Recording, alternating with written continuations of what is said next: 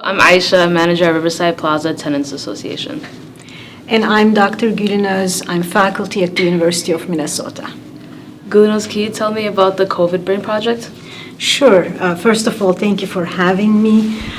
So our COVID Brain Project is a project where we are trying to understand the underlying causes of long COVID in the brain. So long COVID is a condition where individuals, after they have acute COVID, mild or severe, doesn't matter, they keep having these symptoms for months, and by now it's for years, and they cannot get back to their normal health.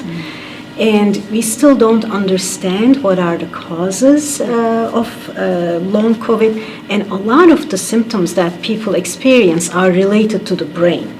So what we are trying to do in this project is using advanced imaging at the U to understand the underlying biology of long COVID so that we can develop treatments.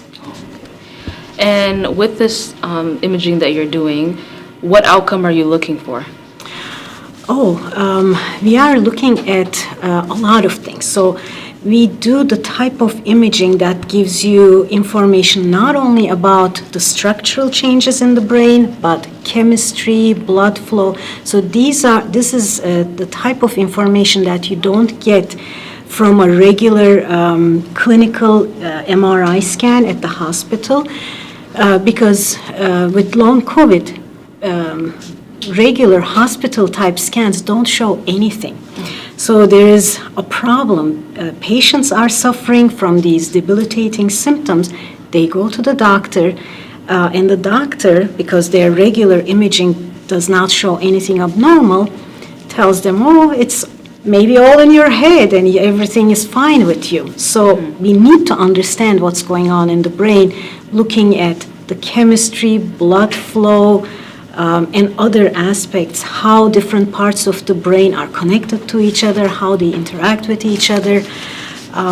So we are looking at many outcomes to really get to the bottom of this problem. Who will be conducting the research? We are leading the study. This is a multi-site study. Our group at the University of Minnesota is the lead site.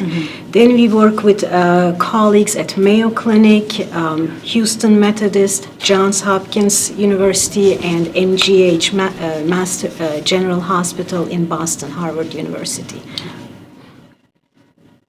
And for any of the people who are interested in participating in this program, what eligibility do they need? So for the long COVID group, we require a positive COVID test when they were infected first, and then we require at least one ongoing symptom that's related to the brain.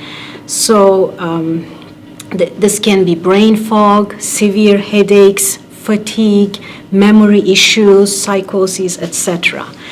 And I should say, so far, most of our enrollees are white and mostly female.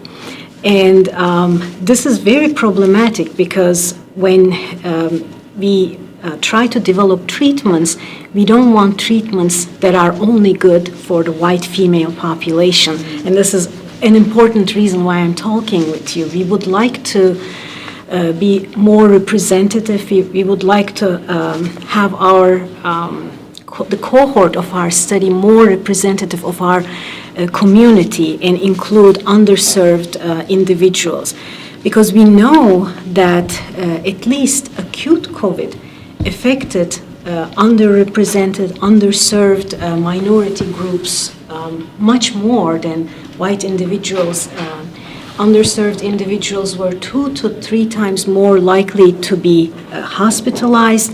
They were more likely to have severe COVID and die. And we don't know why. So we can't keep doing studies that only represent part of the population. Yeah, I agree. What will happen after the intake?